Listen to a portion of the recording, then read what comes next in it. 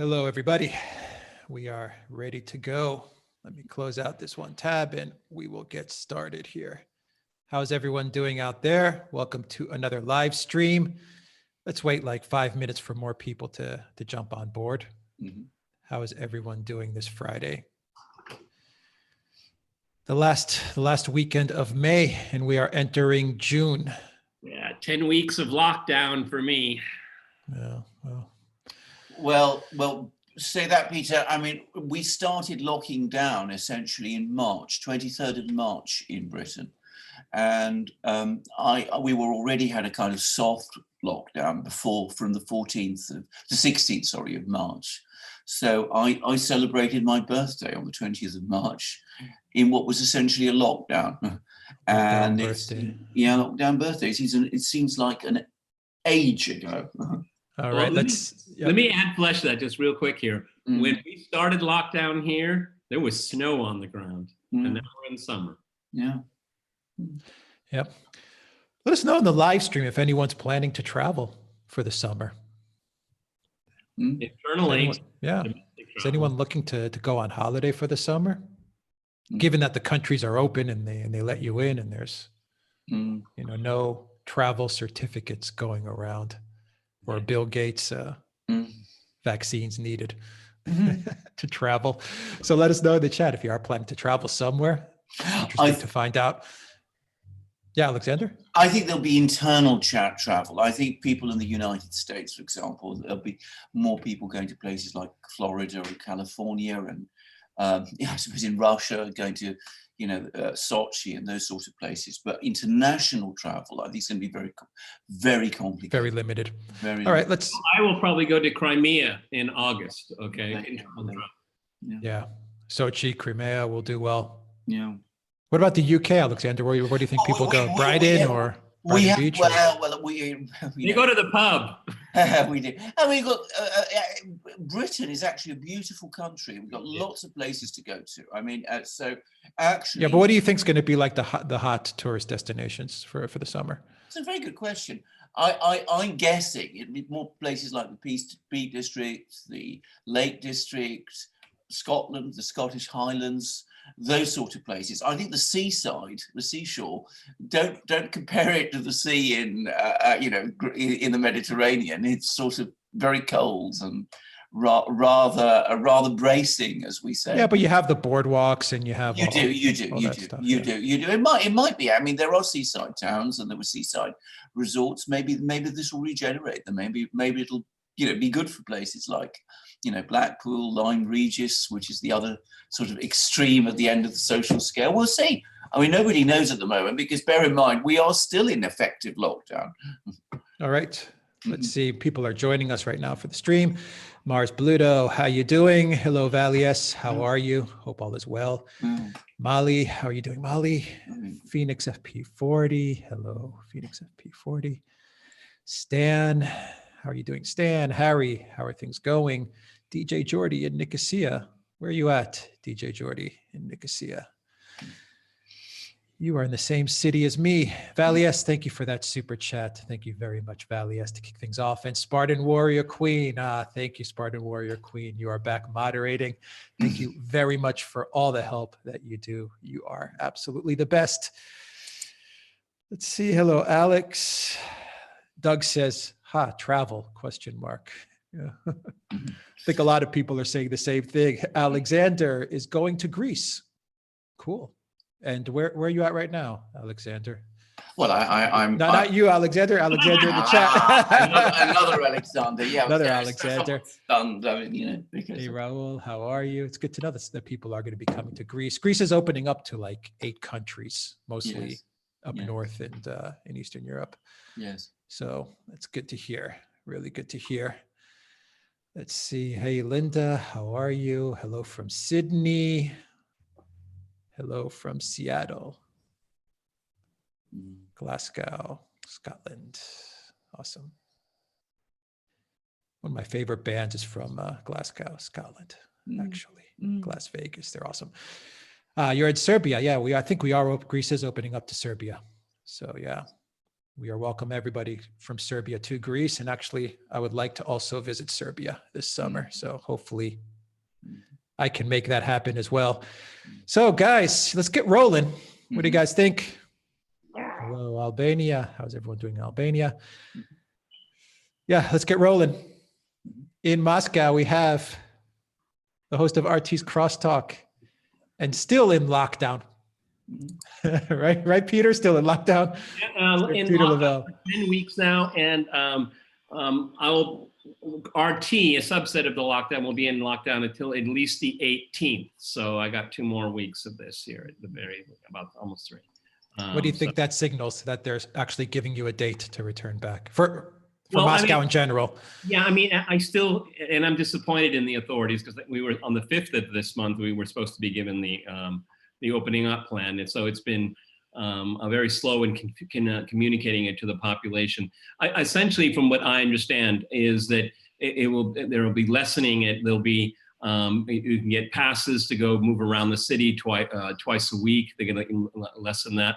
The thing is that there has to be this balance. I mean, I'd love to go into the center of the city, but I don't want to go into the center of the city just to go for a walk. I want to be able to sit down and have a meal, or maybe do some shopping or something like that. So if there isn't going to be any services available, then it's going to be kind of pointless. Okay, the businesses have to have the confidence to start opening up. Does that mean curbside service? I mean, the weather is pretty good right now. I think people would give their left arm to sit in an outdoor cafe, social distancing, and have a nice meal. I think a lot of people would be very happy with that. I would be.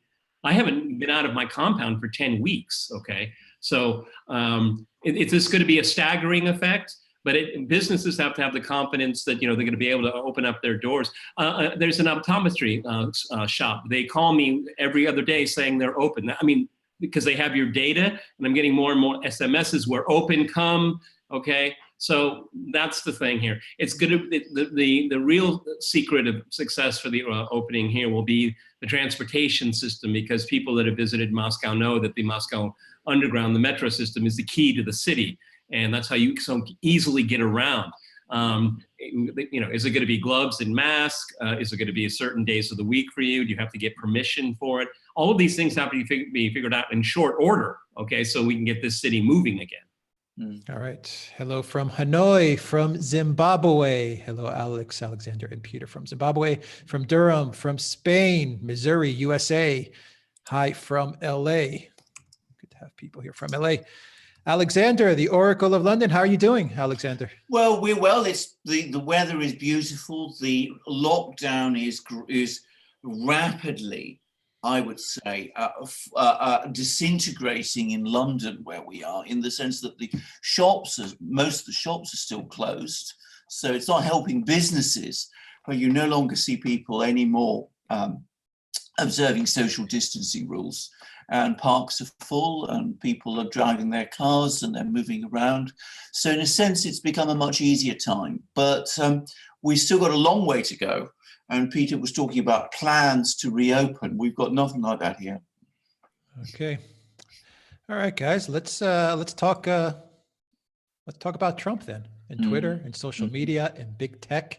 Let me read you a quote that Trump said the other day at his press conference, where, interestingly enough, Barr was also by his side. And I think that was interesting too. Yeah. Very, very interesting. And, I think real quickly, I think it's going to be very interesting. I'm really curious to see what big tech's going to do, because are they going to choose profits, or are they going to choose ideology? If, and I always say with the caveat, if a Barr and the FCC and the Department of Justice enforces these rules. If they really do enforce them, I'm really interested to see if the Twitters and the Facebooks and the YouTubes are going to actually play ball and start tapering down their censorship and go for the bottom line to make money, or are they going to continue down the road of censorship because it's just a big super tanker? If they do that, they lose both eventually. If they actually enforce these rules, I think that's a big caveat. I really hope that they do enforce them. My feeling is that these guys are on an ideological mission. That's just my feeling, because I think if they really wanted to go for profits, they wouldn't have started this to begin with. But let's get. Well, as we're speaking right now, as we speak at the live right now, the big tech companies have not responded to the executive order. They haven't responded yet. Okay. No, they issued statement. Zuckerberg actually gave an interview on Fox, which was interesting. And Yeah, he but tried to play it that down was a a little. hypothetical. Not it, that was Yeah. before the signing of it. Now Right. they're digesting it. Okay. They're digesting, yeah. All that was hypothetical. Now this is very real, and thank God it's happened. I mean, this may save freedom of speech online. This may be a historic moment. Well, considering what's been going on, let's not have a whole lot of hopes. So go ahead. yeah. Well, I'm sure, Alexander, they have armies of lawyers Absolutely. in their offices looking over all this stuff and trying to figure out ways to get around this. I'm sure that's what's going on. So let me read you a quote, Alexander, from Trump. Peter, a quote from Trump. And Alexander, talk about Section 230, talk about the significance of Barr being present and what you think is going to happen with this executive order. So this is what Trump said. This is a great quote. The choices Twitter makes when it chooses to edit, blacklist, shadow ban are editorial decisions, pure and simple. In those moments, Twitter ceases to be a neutral public platform and they become an editor with a viewpoint. And I think we can say that about others also, whether you're looking at Google, whether you're looking at Facebook. That's Trump, Alexander. That's what he said. As I said, Barr was at his side. He mentioned Twitter. He mentioned Facebook. He mentioned Google, which of course owns YouTube. And I will just preface it by saying the past week, and to everyone watching this live stream, YouTube has clamped down hard on this channel.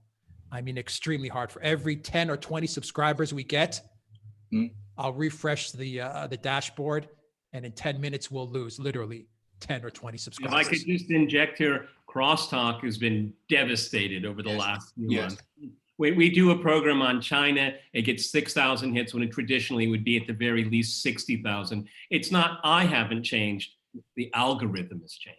Yes. So that's just on the ground what's happening with the Crosstalk channel and with the Duran. That's what I'm seeing, at least for the past week. Heavy clampdown. Alexander, Trump's quote, Barr, Section 230. What are your thoughts?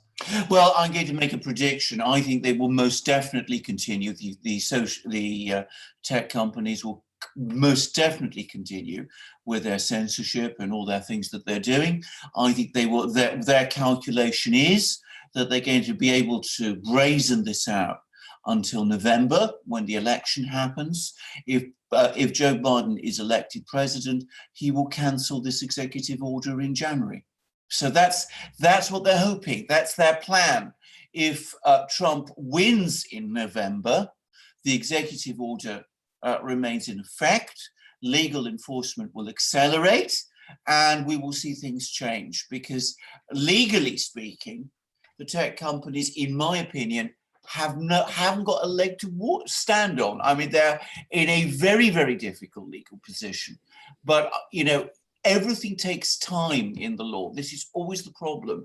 There is political time. One of our prime ministers in Britain once said that Harold Wilson, that a week is a long time in politics. In the world of in the legal world, a week is no time at all. Even if Barr, the Justice Department, sets out to enforce this executive order, as Alex said, these companies, they've got armies of lawyers at work. They will push back, they will appeal, as they are entitled to do, to the various courts. That we've seen how politicized parts of the judiciary has become in the United States. There will be a prolonged legal battle. It would go all the way up to the Supreme Court eventually. That's not going to be resolved. There's one other thing that they're going to do, Alex. They're going to stuff a lot of money in people's pockets, particularly in Congress. I think this is a stroke of genius. And I have been very critical of the Trump campaign for re-election.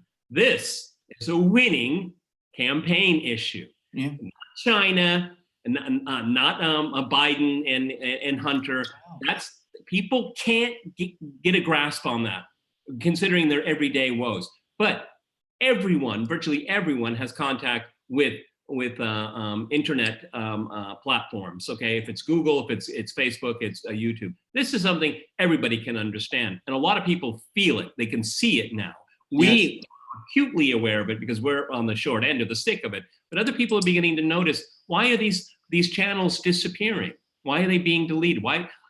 This is something that people can focus in on. It is the right thing to do legally, because these, they don't have a leg to stand on. I mean, these are utilities, and that's what the Supreme Court is going to end up talking about. That's how it's going to be framed, okay? Because they've essentially created utilities, okay, with no legal downside. That's corruption. It's called corruption. But Trump, with a stroke of genius, has found a winning political issue. Because the economy, we still don't know, but it's going to be baked in. It's going to be bad, okay? And I don't think anyone in their right mind is going to blame Trump that's stupid.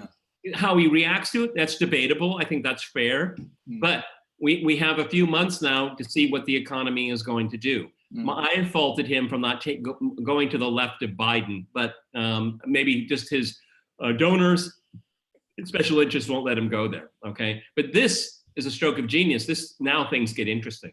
Yeah, well, politically, it may be very astute. And I think for Trump, it is I think that this is something, actually, I think he should have done it a long time ago, but, good that he's done it now. Too bad he wasn't watching the Duran, because we've been saying this. And I'll talk about, I'd like to say a few things about the legal arguments in a moment, but I completely agree. I don't think they have a leg legally to stand on. But any lawyer who's paid enough and is instructed by a client can always spin an argument. So we will be looking at legal challenges to any enforcement action the Justice Department takes over the next couple of weeks and months. And of course, those legal challenges and those legal actions will themselves become a part of the political debate, which is probably something that Trump wants to see. But what I'm saying is, if this thing is going to be fought with relentlessly, then we can't expect legal decisions to come out that are definitive and conclusive before the middle of next year. And that is a realistic legal timetable. That's why it's a political issue, because Alexander McKeer says if everybody on all sides went full steam ahead on this, it would still take a couple of years for this. Yes. But they've been warned. No, I want everyone to kind of get their head around what Twitter did in fact-checking Trump, because it was the stupidest thing these billionaires have ever done. And it's the following. So if something isn't fact-checked, and I'm not just talking about Trump, but everything. So if it isn't fact-checked, it must be true. Oh, now you found yourself in a trap, okay? Because then you have to start fact-checking everything. And your business model collapse overnight. You know what kind of resources you'd have to devote to that? To every single tweet? What a dumbass thing to do. It was so, a blunder. And that forced that signature that Trump made of the executive order. What a bunch of idiots. Didn't anyone say, well, then if you're saying that this one, you've certified this one as a fact check, what about all the other ones? So they're all true? Look, we all see stuff on Twitter. The consumer needs to be aware. If you're not aware on these platforms, it's your fault, okay? It's your fault. Get off the platform. Now, this is a grave threat to freedom of speech. Remember, everyone likes to say, you can't say fire in a theater. Well, people say it wrong. That's not what the phrase is. You can't call fire in a theater if there isn't a fire. If there is a fire, you can say it, okay?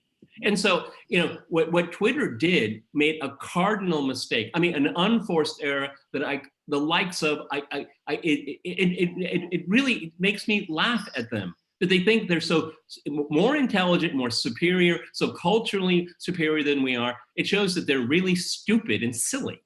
Well, Twitter shouldn't be fact-checking at all. That's not what it's supposed to be doing. I mean, I think the thing that what crystallized it, perhaps the best phrase for me, was actually not Trump's, but Barr's, when he said, either if they're a platform, they should be like a bulletin board where people put on things. It's not for the bulletin board itself to say, this is right and this is wrong and we're going to have this on and this or not this. I mean, those are editorial decisions. Now, can I just say just a few quick things about the law? How did these companies get so big? How did Twitter become so enormous? How did Facebook become so enormous? How did Google become so enormous? They did so on the principle that they were platforms, that they were not exercising editorial judgments, that they are not responsible for the information that appears on their platforms, that they don't fact check them. They simply provide what Peter called a utility role. Other people, if they want to criticize what some people say on these platforms, can do that. So if you disagree with the Duran, you can argue, you can put up a piece, you can put up another piece, and you can say, I disagree with what the Duran said on X, Y, and Z. That's perfectly legitimate. That's absolutely appropriate. That is what these platforms were originally allowed to do. Now, because they were given these because they said that was their role, they were given these protections. And this is what, Section 230 is all about. It's saying, as their platforms, they're not responsible for editorial issues. They are not subject to the kind of anti-monopoly controls that a company that publishes with an editor would be. Well, they've now been doing editing, and they've been doing editing for years. Let me give everybody an example, a really simple example. Let's say Alex, Christopher, and I were both living in the United States, and I called Alex, and we were talking about something, and all of a sudden the operator interrupted. Peter, what you just said to Alex is factually incorrect, okay? The correct information is this. That's what it'd be like. During a telephone conversation using a telephone line, that you would have a third party come in and correct your speech, okay? That's why they broke up AT&T. That's why they broke up Shell. That's why they broke up all of these companies, and they have to do it with these companies as well. Look at Google. Alex Christopher knows this far better than I do, but I've been told Google could be broken up into 4 or 5 major companies that focus on certain parts of the market here. And Facebook will have to do the same thing. And these companies will have to lose what's up and these other things here, because these are monopolies right now, okay? And they don't have a leg to stand on. And that's why I hope that the Justice Department sees the wisdom in continuing this. I really wish we could take the November election out of this, because this has been a huge problem. Alex Christopher, we began to notice, I guess it was about 2 years ago, that we were losing subscribers. We were hit with all of these demonetizations because we said certain words, and then we ended up having to come up with acronyms and things like that. It's time to do this. Well, indeed. I mean, can I just say, this is how they got so big. If Facebook is a newspaper, it can't control 90% of the content on the internet. Think of it. You have one newspaper with one editor determining all the content. I mean, it is an intolerable situation. If they are fulfilling an editorial role, you can, to some extent, perhaps it's unhealthy anyway, but you can say, well, since they're not producing an editorial role, performing an editorial role, since they're not publishers, since they are a bulletin board, we will let them do that because, they're serving a useful function. But if they abuse that, then they are acting as a monopoly controller of information. And that is fundamentally anti-democratic, and it's dangerous, and it is against the law. It is an abuse of the privileges, the legal privileges they were given. I think we need to go back what Alex Christoforis said in the very beginning, because I think we need to focus on it as well. Alex's point, and correct me if I'm wrong, Alex, but and I'm in complete agreement with you. See, these people see it through an ideological lens. So they would see the three of us would have a conversation and we would disagree with other people. We would disagree with each other on a certain point. We do that all the time. But see, these ideologically possessed people say, no, you're wrong. No, I just have a different opinion. See, and that's what makes them so ideological, because they don't understand an argument, they don't understand a counter argument, they don't understand a debate, because for them in their postmodern mind, everything is settled. Okay, nothing is ever settled. That's why we need free speech. That's why we need differences of opinion. But for these people, these mandarins of the online world, they think everything is settled, and if it's not settled, they will settle it themselves. Well, I mean, it's what you're describing, Peter. I mean, one view on right things about everything. That's Pravda. That's the Soviet Pravda model. That's not the American model. The American model is that you have lots of people talking together, and out of that, in a democracy, people are able to decide what they think the information is. And but you know, there's ideology, but there's also politics. These people are very, very invested. It's very obvious to me in the success of the Democratic Party and in Joe Biden, and they're trying also politically to help him. So when they're fact checking Donald Trump, what they're trying to do is they're trying to discredit Donald Trump. So there's also that element. Yes, Alex. Well, I mean, look, at the end of the day, all these tech companies are people. Yeah. And everyone loses sight of the fact that all these people working in these tech companies are literally in a radius of 30 miles, 30 kilometers in Silicon Valley and San Francisco. I mean, when you go to San Francisco or Silicon Valley, San Jose, and you drive up and down, you're going to pass by Oracle, Yahoo, Twitter, Google, Facebook, you name it, all the tech, Cisco, all the technology is there. All these guys, and I lived there, that's why I'm saying all these guys, they're going for coffee together, they're having happy hours together, they're going out at night. One guy works for one company and goes to the other because his buddy hooked him up with a job. The VC that invests in Google decides to do a partnership with an up-and-coming startup called Twitter and says, look, we'll do this and we'll do that. And all the money that I poured into Twitter now will multiply. All these guys are one big group within a 30-kilometer radius. Yeah. So they are absolutely ideologically driven, because this is the same group of friends. It's the same people in Silicon Valley, and they have one mindset, and they're going to push that mindset. You could make an argument this is collusion too, on one level or another. Absolutely. They talk to each other all the time, these guys. Yeah. All the time. Let me go back even further. Do we all remember how Facebook started? Facebook was about universities and about college students communicating.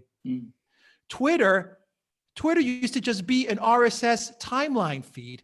And then what did all these companies start to do as they started to get billions in VC money? And I mean billions. And Alexander, they were forced to succeed. You're right. They were forced to succeed by the government, by the intelligence agencies, and by the venture capitalists.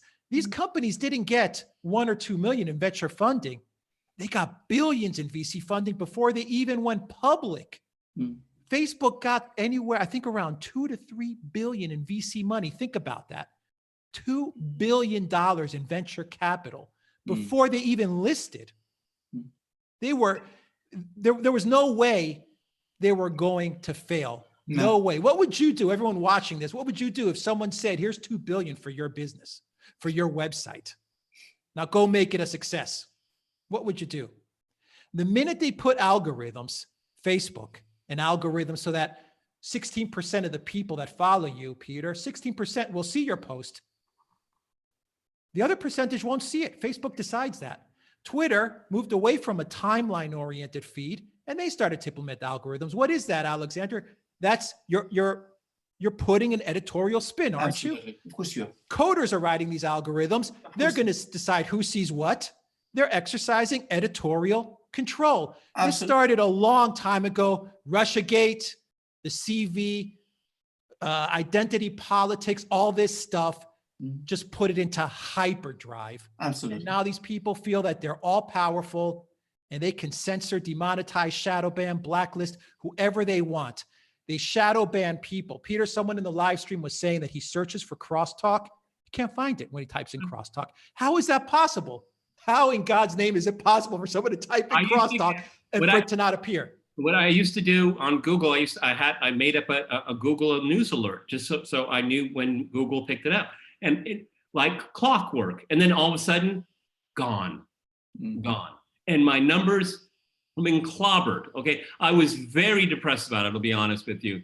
And then I just thought it has nothing to do with me. Somebody made that decision. And as I've said many times among us, is that we're a very small number of people that are politically active in this way. And they actually don't even really need an algorithm. They can actually have a small, not army, a brigade of people to keep an eye on them. Because look, they make most of their money off of cat pictures and vacation pictures and stuff like that. And that's okay. That's okay. All right. But they're so ideologically obsessed that they can't even just let a sliver through. I mean, they're so absolutist here. Okay, I have always found it bewildering. You make billions and billions of dollars and you worry about a few hundred people that disagree with your politics. It is so wrong-headed, okay? But this is why it's ideologically informed, is that they have to have absolutism. And that's a form of serfdom, okay? So I hope, I'm so glad this is being brought forward. I really want them to challenge their business model. And you know what? They should be turned into utilities, okay? At the end of the day. All these guys are richer than God. No one's gonna cry for them, okay? Not at all. It's partly their enormous wealth that gives them their sense of power. They feel that because they're not just billionaires, I mean, they're more than billionaires, that gives them the sense of, that they can pretty much do anything. I mean, the wealth is interconnected with the abuse of the power, which we are seeing. The good thing about this is that it is finally being publicly challenged. Donald Trump, the US administration, the Justice Department have finally said, enough's enough, and you are doing wrong.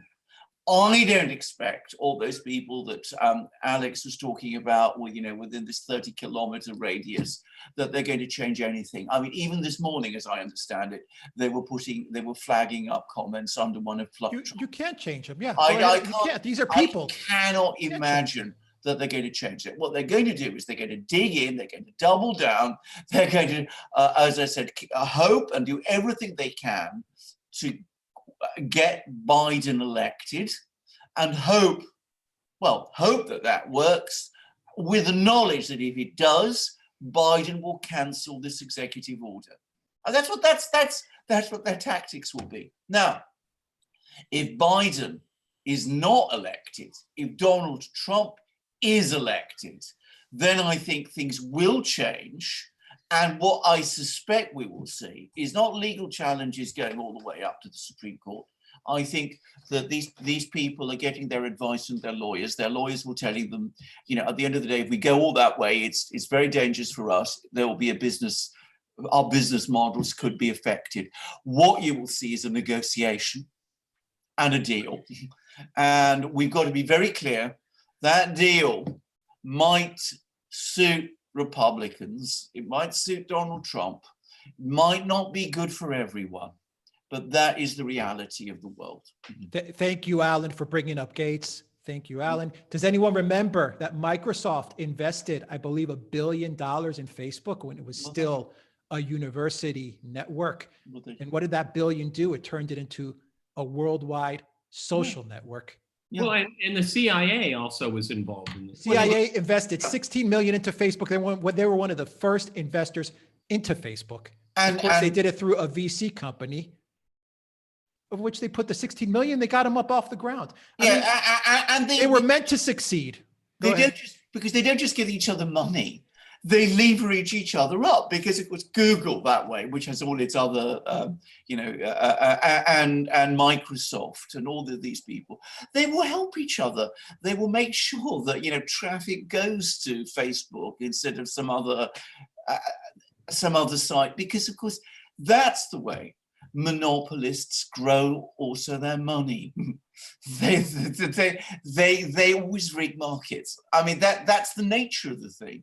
I think it was Adam Smith, way back in the 18th century, who said you only have to bring a group of business people together, and they're already planning a conspiracy against the public. Yeah, what if they invested? The VCs invested 200 million in BitChute or in Gab or in Minds. Well, exactly. You want competition, invest money in those companies so that they have a fair run at going after these social media. But they never will. Exactly, no. Alexander. They never will, because they'll never invest in companies that can outcompete their buddies, their friends. Exactly. That's the bottom line. Exactly. That is exactly how it works. That's how cartels work, and that's what this is. Christopher, you told me that when you were in Silicon Valley, there would be people that come up with a good idea. They tried to look for financial investment into it, and then once the idea was explained, they steal the idea, or they buy your company and they trash it and they take your technology. Absolutely. I'll give you a case in point. When Vine came out, which was actually the predecessor to TikTok, was a company called Vine. Twitter bought them up for $7 million before they even went public, mainstream with their service, because everyone knew what they were up to. They said this could be a potential threat to what we're building right now: Twitter, Facebook, YouTube, and they said just buy them out for $7 million. They bought them out. Here's an interesting point, though, guys. You want to know why they're going crazy over TikTok now, which is the fastest growing social network. You may think it's silly, whatever people's opinions are irrelevant, because who's backing TikTok? The Chinese government. Yes. This is a big game changer, and people aren't talking about it. No. But now it's not all under the control of Silicon Valley now, and this is making people nervous. Exactly. Yeah. So there you go. An even bigger venture capitalist with even bigger pockets, which is the CCP in Beijing. Quite a thought, actually. Yeah, but they had to get behind the network to get it to really pick up. Of course, they needed that money. Of course, they did. Exactly. And that is the other thing, which is perhaps one of the really sad things, is that we don't have a World Wide Web anymore, because this abusive monopoly has broken it. I mean, what we're going to see more and more is Chinese internet, the Runet, which is the Russian one, if this thing continues in the way that it is. But we will see. I mean, but I come back to this. Let's not look at this purely in legal terms. It's politics more than law, ultimately. In the video that we did, Peter, one of our commenters said perhaps Trump was waiting on this, because we kind of went off on him a little bit in that, he took too long to get to this.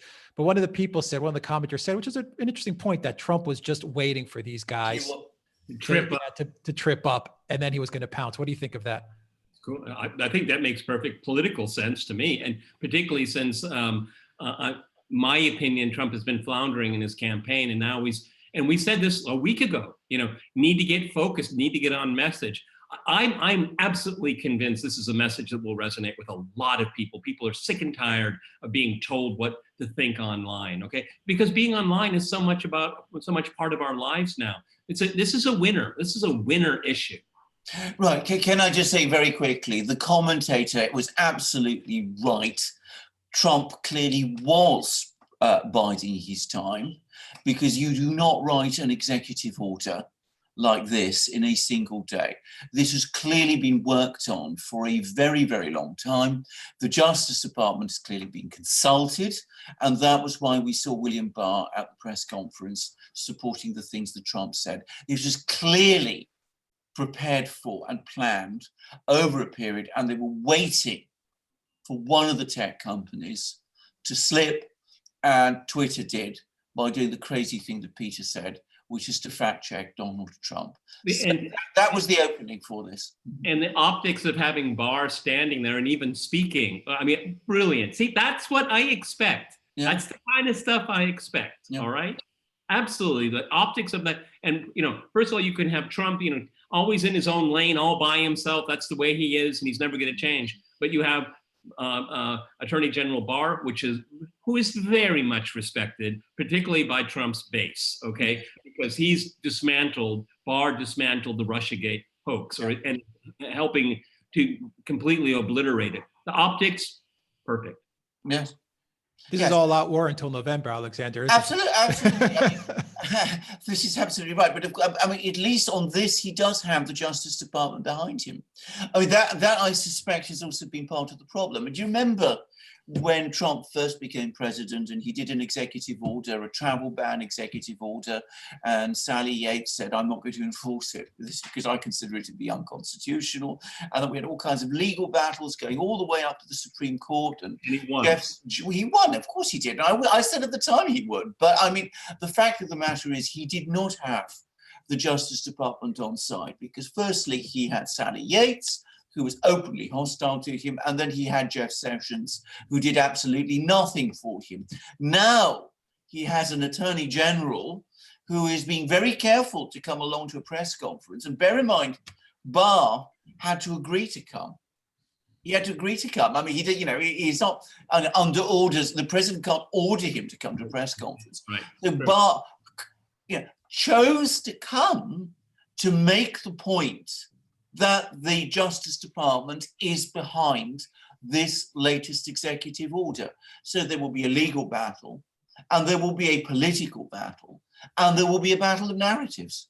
I mean, it's extraordinary to say this already, but I've been reading in some of the British media, which I've come to realize is used a bit by some some parts of the US media establishment as a place to trial balloon things.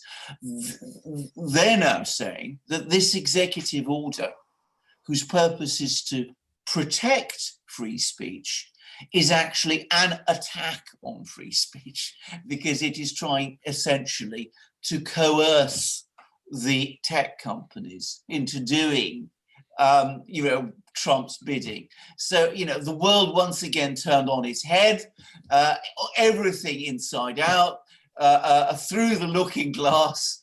The people who have been doing the censorship are apparently exercising free speech when they carry out the censorship. So that's we can already see sort of weird narratives are going to be playing out over the next few months. And there's such a long, rich history of breaking up monopolies in American history. It's one of the great progressive elements of American history. And now it's as if everyone, the elites now are saying, well, AT&T is good. Was it TWA? They tried to make TWA a monopolistic carrier to Europe. Remember that? That's okay. Awesome. And it was Howard Hughes great film. You got to see that. DiCaprio played it in, which I'm not a big fan of, but I like that role. And this is how power works. Okay, because everybody is at the feeding trough here. Just think about it, everyone. Think about Facebook now and the attempt to make TWA a monopoly, not just to Europe, abroad. It was supposed to be all international flights would be under the control of one company. Okay, what does that do for prices? What does that do for consumer service? It's a net bad, obviously. That's why Facebook and Google and Twitter are net bad for society. Okay, these people have made so much money. Yeah. Just go. Okay, and let me look at J.D. Rockefeller when they broke up Shell. It was simply an amazing thing. Is that they broke it all up, but he was allowed to buy. When the companies were broken up, they were supposed to compete, but he was allowed to buy some of them, and then some of them where he weren't allowed to buy, he had shares of them, and he still got paid dividends for the rest of his life, his children's life, and grandchildren's life.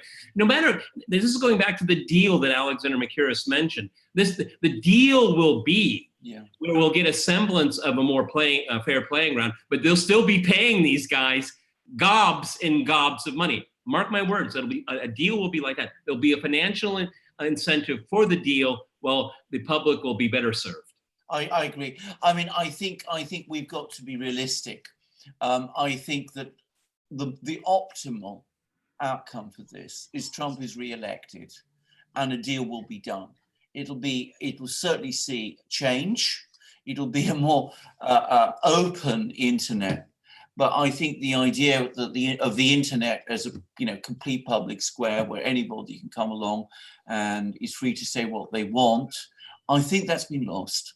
And I think we need to be realistic about this. I think that channels like ours, we will certainly be able to do better in that new world, but perfect freedom, well, I'm not sanguine about this. So I don't know what Alex thinks.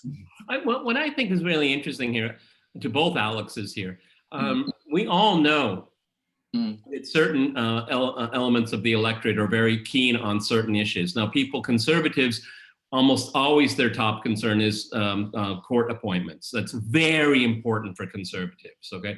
And I think that was a winning element for Trump in 2016, because he already said, I already have a list of known conservative jurists, okay? That appealed to the electorate. I think when it comes, internet freedom is going to be akin to the fervor that people have about a court appointments. I think this is going to be lined up with it. There's something that he's going to push. I'm going to continue to appoint conservative justices, and I'm going to continue to fight for freedom of the internet. Those are winning messages. Yes. You know why? Because they're not negative. No. They're not negative in the minds of so many voters. Because we're always the lesser of two evils stuff. I've been listening to this ad nauseum now for so many months, to vote for Biden or not, from the left, okay? Those are all negatives. Trump's campaign is picked up on something that people can grasp and easily understand and easily agree with. I agree. Well, I think if Trump doesn't win, then obviously all is lost. That's for sure. All is lost. With regards to the internet, social media, all is lost. Absolutely, that's for damn sure. But if Trump wins, there'll be a deal. Alexander, going back to what you said, there'll be some deals, but I think the writing's on the wall. I think we are going to see, you're right. I think we'll see smaller networks. We'll see a lot of the innovation moving out of Silicon Valley because it is cheaper now to get something up and running. And so I think, the days of the big social network, it's probably behind us, even though we're in the early stages. And I say that because if you look at companies like Uber, which tried to scale globally, and Uber really tried to become a global network, it got its ass handed to it. Yes. I mean, it tried to make inroads. It tried to make it inroads into Russia. And what happened? They had to sell it off to Yandex in the end because they just couldn't do it. So I think you're just going to have social networks, which are more of a bubble. I mean, they're just going to appeal to their certain communities. And when I mean small, maybe it's 10, 20, 30, maybe 50 million people, but it'll be 50 million conservatives or 50 million progressives or 50 million people that speak Russian or that like a certain thing. So I think we're going to move in that direction, and it's going to be a death by 1,000 cuts for Facebook. I would welcome it. I would certainly. So would I. I'm so sick and tired of the garbage that people are putting up here. I would like to be able to check my social, whatever the analog to Facebook. I'd like to be able to check it once or twice a day and leave it there, okay? Instead of being bombarded with all this stuff and people telling me to buy shit because they're monitoring my habits online. I'm sick and tired of that too. And I mean, they're talking about visiting the Cayman Islands for summer, and then like within hours, I get ads. Go to the Cayman Islands. I mean, this is not a coincidence, okay? And I think that we need a little bit more consumer sovereignty. I really would welcome that too. I entirely agree. Can I just say, if things work out the way Alex has just said, for me, that's almost actually the optimal outcome. Let 1,000 flowers bloom, as they say, not have only one, which is what we have at the moment. And that will be much more like the kind of competitive model upon which the United States claims to be based, not this extraordinary monolith. Monolith. Well, this cartel of monopolies, because that's what we have at the moment. A cartel of monopolies, all concentrated in one physical space, and all supporting one party. So Trump got everyone talking about this in much the same way that he got everyone talking when he came down those escalators and said, build the wall and all his other great They're not marketing they're not catchphrases. sending their best. Yeah. Trump, he gets the conversation rolling. That's for sure. And he gets the debate rolling. What I said a week ago exactly. Yes. Yes. Okay. Yes. Yeah. Did you guys see just to wrap it up, we'll get to super chats. Did you guys see Zuckerberg's interview before? I think it was before the Trump presser. I saw snippets of it. Yeah. Yeah, he was pretty nervous for a robot. Contrite. He was a little contrite. Yeah, he was. I haven't seen an android that scared before as to what was coming, but an avatar. They know. I mean, these people have very, very good legal advice. They know the law. They know that they have been abusing the law. They know it. So the fact that suddenly the Justice Department is turning on them and that there is an executive order is going to make them nervous. Will it frighten them so much that they will change what they do between now and November? That is something completely different, and I'm afraid I think it won't. Just to wrap it up, yeah, I think. They can't do it. They can't think that way. No, they can't. I think we're calling it right. I mean, it's going to ramp up until November, and they're going to throw their full weight behind Biden or Hillary or Michelle or whoever they're going to throw in there as the nominee. Absolutely. But of course, what that does, and this is where it comes back to what Peter is saying, is that creates for Trump the argument, vote for me. I am the person who stands up for the people against this cartel of monopolies, these big bully boy monopolies that are trying to beat everybody up and control the conversation in this way. So in a way, it also plays to his particular language. All right. Any final thoughts before we get to super chats, guys? Super chats. Let's do the super chats. Let's get to it.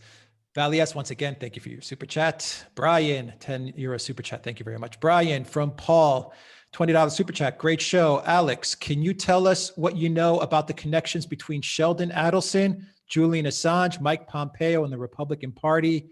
Heard references on the gray zone. Thanks. A lot of dots to connect there. I was going to say. Do you guys have any I mean, I don't. I mean, I'm. Well, no. I mean, Adelson paid for this. Paid for the Ecuadorian security company, an obscure company, funneled a lot of money, and that company got a contract at the British embassy, at the Ecuadorian embassy in London, and they conducted surveillance. So basically more outsourcing of intelligence work, the same black ops type thing. And this security firm, I don't remember the name of it, I'm just very, very obscure, was plucked out of nowhere.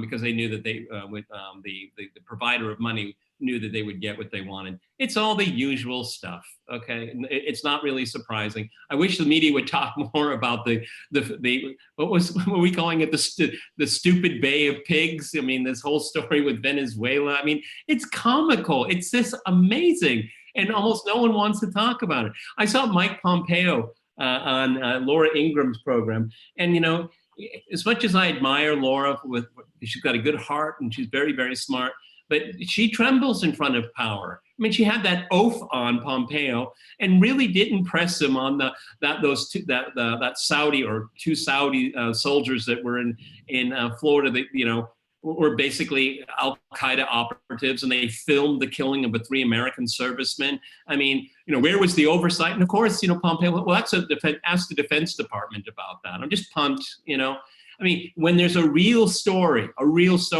they just avoid it. They just go around it, okay? They talk about Joe Biden's latest screw up, okay? Everybody knows he's screwing up. I don't know why there's so much focus on it. You know what I mean? Yeah. All right, from David Dinstag. David, I'll read 3 or 4 super chats because they're all kind of strung together. So $2 super chats. November will be rigged. Mail-in ballot is equal to a rigged election. Dem primaries equal to rigged. All Afghan elections are rigged. And Giselle.org, that's the site that David has, strangled in its crib since the 1990s. All right. Thank you, David, for that. Any comments on?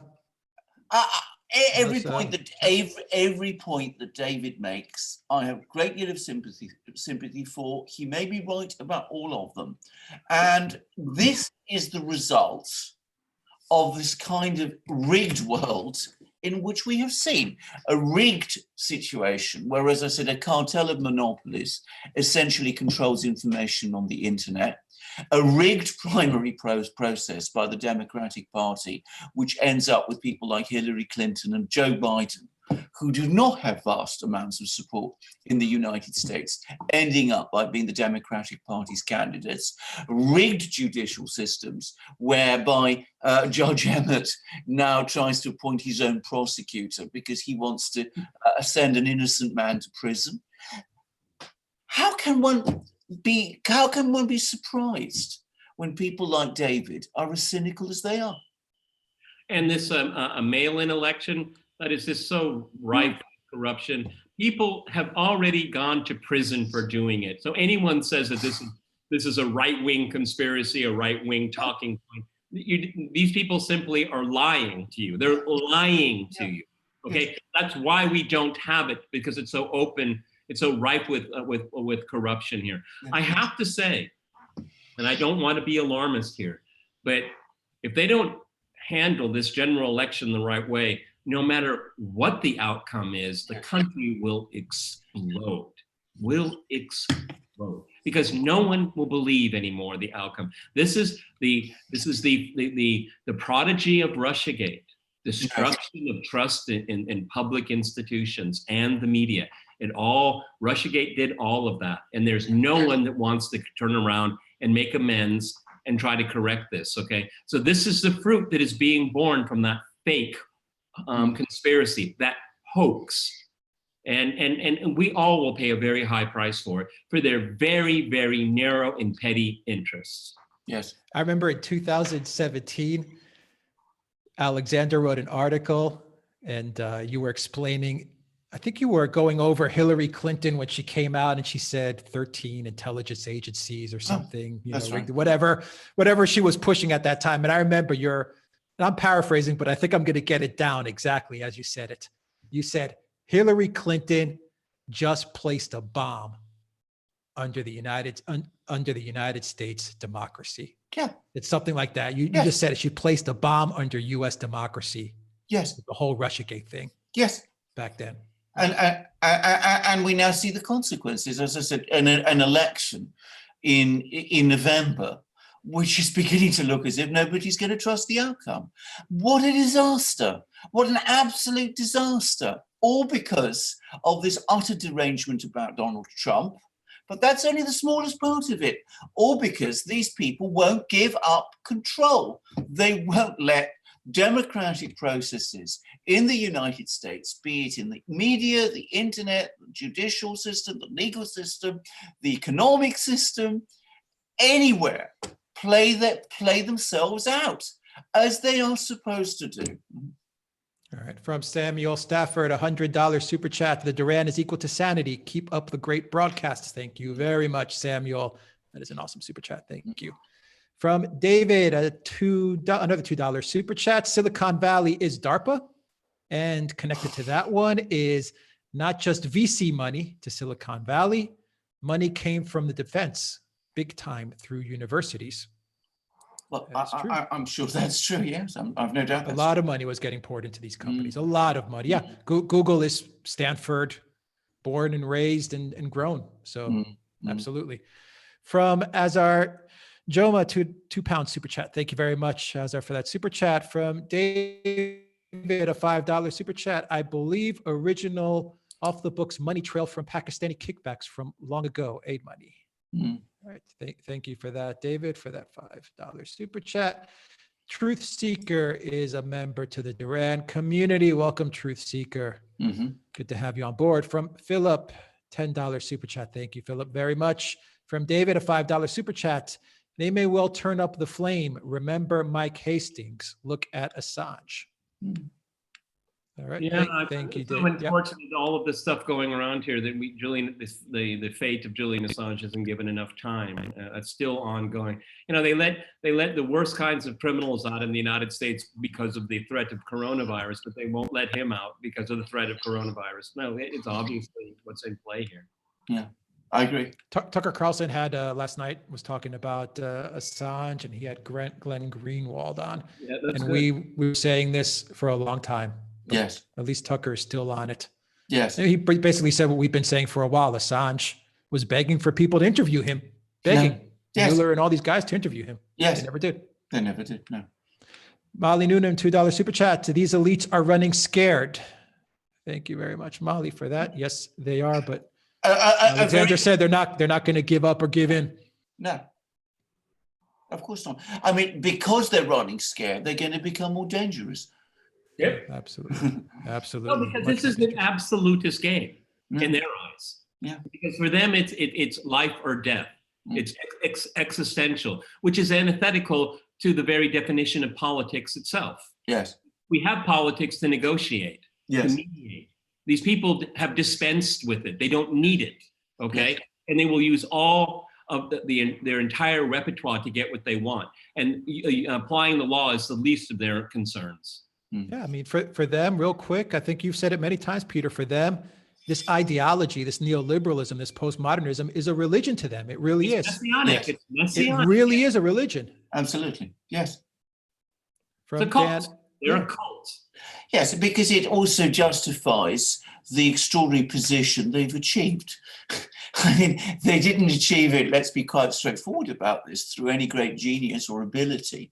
They achieved it because, as practitioners of this ideology, they are the people who have been advantaged in the way we've been talking about. They got the funds of money and they got the legal privileges. See, it should be a meritocracy. That's what we're all taught, but it's not. It's ideology. So if you're a halfwit like Stelter over at CNN, you will succeed and you will advance. Brian Stelter will advance because he protects and projects the ideology of the ruling class. He's a halfwit, okay? Yes. But his merit isn't a detriment to his influence on society. You could say that about Chris Cuomo. You could say about what's that woman Wallace over at MSNBC. I mean, they're all the same. They're all nitwits. They're simply nitwits, but they're ideologues, and it's their ideology, the way they pursue and present and cultivate ideology, which that's what makes them valuable to the powers that be. These people really have the intelligence of a plant, okay? Doesn't hurt them. but they're faithful to the cause. They're faithful to the They're cause. faithful to the cause. From Dan Noyes, $5 super chat. Individuals need to copyright their lives and actions, then sue Google et al. To stop monetization and censorship of our lives. It's just an idea. How you would do that, but It's an idea. From You Luca, need a very different kind of legal system for that kind of thing to work. from Luca Clement. Who will stand against Zionist censorship of criticism of Israel, BDS, and false accusations of anti-Semitism? Not the Trump administration. unfortunately, that's true. All right. From Michael Ende, 20 SEK super chat. Thank you very much, Michael, for that super chat. From Lindell, 50 Australian dollars super chat. Thank you for all your work. I get my world news from the Duran first. Do you think there will be a string of lawsuits as a result of the executive order coming? And thank you very much, Lindell, for that super chat. It's an awesome super chat. Absolutely. Guys, a string of that that will bury all these guys. Only a string? Only a string. I mean, absolutely. Why else have an executive order? Why else bring William Barr and the Justice Department along to have them say that they will support the executive order? There will definitely be a string of lawsuits, and we will see this thing escalate. We're going to go all the way, as I said, through the courts, but don't expect an outcome before November. That's the one thing I have to say. And always remember how deeply politicized the judiciary of the United States has become over the last few years. That was something which I had not realized until very recently, and it has shocked me, but it is the reality. So we're going to have all kinds of decisions and arguments, and it'll go through the courts. If it were to be allowed to go through all the process, of course Donald Trump and the government and the executive order would win. They would all be upheld. But that's not going to happen before November. And if Trump wins in November, they will all come round and do a deal. All right. From Dan Noyes, the Tea Party coalesced regarding the idea that enough is enough and didn't expect to be shunned. Today, we know what to expect and how to fight it and win. Insiders are afraid there will be vengeance. That's such a good point. It's such a common sense point of view. Listen, everyone, if you have a different point of view, if you challenge power, you're going to be hated. Get used to it. What is more important? How people feel about you, or about how you understand the truth is? This is a very, very important moment. Don't be cowed. Don't be cowed by power, because they're a lot more timid than you think. All right? So accept that you're going to be hated. I don't win a popularity contest in most circles. And you know what? That's a point of pride for me, because I'm not part of the herd. I can make mistakes and I own up to them, okay? But I'm not part of the herd, and I will challenge when I think it's appropriate. And I think we need a new sense of fervor about that, because people are cowed so much. Why do you think that stuff is going on in Minneapolis? Because people feel powerless. You have to start taking it upon yourself. The neoliberal system denies you any kind of responsibility for yourself because it's somebody else's fault. I'm oppressed. I'm a victim. You see what this ideology does? It makes you impotent. Stop being impotent. Push back. And I think you'll get a lot more friends than you could ever imagine. Because how many people act in a heroic way anymore? You know, watch Netflix. Be a coward. Be greedy. Be a fool. And that's what is constantly being celebrated. It's really, this culture side is just horrific to watch in real time. Okay, great super chat there. From William Jones. Sorry about that, William Jones. Don't think the U.S. can explode. Docility toward lockdown, prison industry terminology makes me think any American flashpoint is remote or non-existent. I think that what will happen is, if you tighten up all the time, people in the US will become more and more cynical. And what I know of the United States is that cynicism just doesn't work very well there. I think you will start to see increasing decay, a freezing up of institutions. People are already talking about the fact that, you know, the United States' tremendous entrepreneurial and technological drive is beginning to abate. And I would point out that when it comes to monopolies, they are always against technological innovation And competition. So we will, you know, it will accelerate the drift. It will make this decline of the US, which people are talking about, it will make it real. Okay, from Dan, $5 super chat. At the heart of every problem is a Harvard grad. It is obvious that the best and brightest ain't. Well, can I say, we talk about a cartel of monopolies in Silicon Valley. We could also talk about a cartel of universities, which are increasingly dominating positions, not just in government, but in business. And that's also something perhaps to consider. And given how expensive they are to get into these universities, obviously some people get sponsorships, but even that, as we know, is a somewhat more, shall we say, not quite as level a playing field as we would like. That's another statement.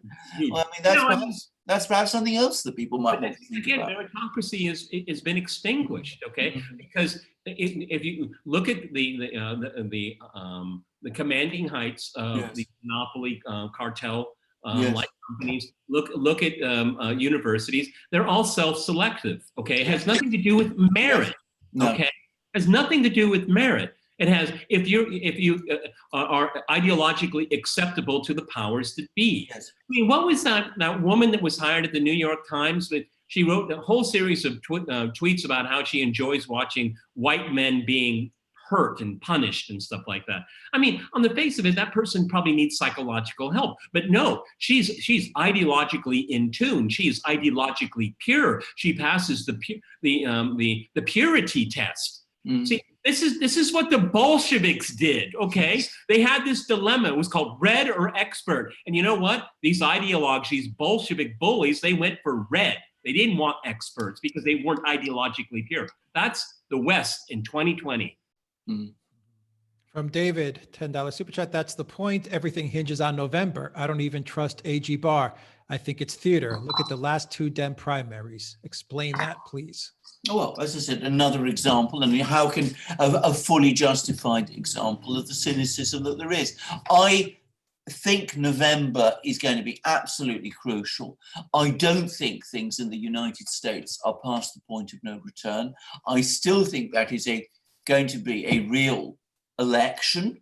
And I do personally think that William Barr is serious about what he's doing. As I said, nobody asked him, nobody could have forced him to attend that press conference if he didn't want to, or say the things that he said.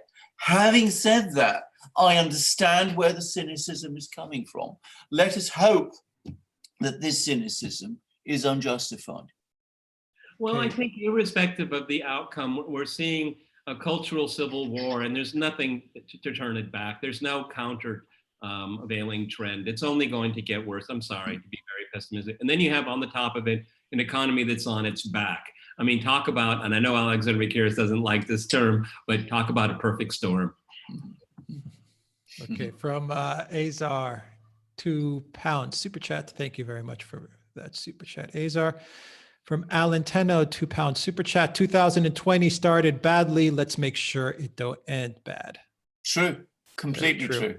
From Meganese. I mean, when you think about the year, I mean, my crystal ball is completely fogged. Okay, No. I mean, it's going to be the strangest, well, certainly the strangest year in my lifetime. Okay, Well, we were getting together before we started this podcast here. I mean, international travel is dead. Okay, it will be dead probably for the rest of the year, maybe with certain exceptions. But I mean, this is if there is a future, people will say, "What was it like in 2020? What did you do?" Okay, this is a milestone year, no matter how you cut it. From Meganesia ZAR 100, unpacking boxes and just found my Wodehouse collection more valuable than gold. Thank you, gentlemen, for your sincerity. Thank you very much for that super chat, Meganesia. We appreciate it. From David, $5 super chat. Cynicism. I live in WV. Guess that's West Virginia, I would imagine. The pawn shops where I look for guitars have sold out of guns. Well, sign. Well, thank you. Yes. Thank you for that, David. That's always very exceptionally American. I'll just leave it at that. Okay. From Doug, $723, super chat. Has the dismantling of COAG turned Australia into a dictatorship? COAG. COAG. Yes, I'm not sure what that is. I'm sorry. Doug, if you could put in the live stream, yes, someone could put in the live stream what COAG is. I know there are tensions in Australia with Australia and China. There's some stuff going down, which we should cover in the video. Yes. But let us know what. Yeah, Alexander. Yes. I mean, I'd like to know, and thank you for the question. But could you be a little bit? I'm not familiar with this, so if you could explain it, I would be very interested to know. Okay, and the final super chat from Jamie Parker. Will what Trump's doing make any difference to how Twitter and YouTube act in the UK and Europe? Very good question. Excellent question. I would have thought it would, actually, because at the end of the day, these are American companies. And if they are regulated properly in US law, then I think that they will find it very difficult to operate differently in other countries. But having said that, Monsieur Macron in France, Madame Merkel in Germany, they're already trying to control internet content. And there's less of a tradition, certainly in Germany. There used to be in France, by the way. France always used to have a very strong free speech tradition, but parts of Europe don't, or at least nothing to anything like the same extent. And it may be that there in Europe, these companies will be able to continue with some of the same practices that we've seen in the US. I don't think so. I generally don't think so, but we have to see. All right, and Lindell in the live stream says, COAG, Commonwealth of Australia Government, meeting of state premiers and the Australian PM. So this has been abolished? This has been the done question away? was, has the dismantling, has the Yeah, dismantling of my goodness. COAG turned Australia into a dictatorship? So Well, I would assume it's been disbanded. Well, that's extraordinary. I mean, because Australia has, as I understand it, a very federal, decentralized system. If this is the move towards centralization, which it could be, then I think that's an extremely sinister development, because it seems to have been done in a very, very quiet way. And I don't understand how. Alexander, here it is from Lindell as well. There's an update. The Australian PM announced today that the COAG would be abolished and the meeting between the PM and state premiers would become a national cabinet. Yeah. So yeah. Oh, well, I mean, that's very, I mean, firstly, it's sinister in itself, because as I say, that seems to be centralizing power. And it's also sinister in the way that it's been done without, as far as I can see, very much political debate. Yes, I'm not going to say Australia is a dictatorship or has become a dictatorship, but this is certainly doesn't seem to me to be a democratic change. Council of Australian Governments, the state movements are arguing about how and when to reopen state borders. Well. All right. So, well, worth covering in a video. This news came out today. So I think we certainly need to look at this. I think this is an ominous development. I should say, by the way, and this is from I speak from a British position, which is that Australia has always been within the sort of British world a major democratizing force. Australia has a stronger democratic tradition than Britain itself does, partly because of the kind of society it is, and the fact that it has the dynamism and some of the openness that the United States does. So it's always acted as a influence on Britain to push towards more democracy. Very importantly, for example, in the 1980s, there was a major legal battle over publication of a book called Spycatcher, which the British intelligence services wanted to suppress. The Australians went ahead and published it, and that meant that we could read it here, and it was eventually published legally here. So that's just one example.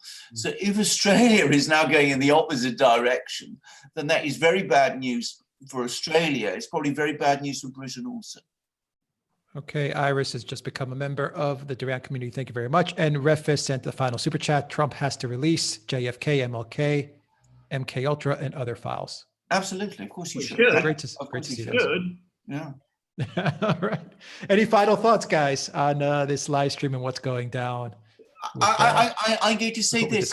I mean, I always speak, as I said, from again a British perspective, but irrespective of what you think of Donald Trump as a person, as an economic manager, or any of those things, think of what is at stake in November now.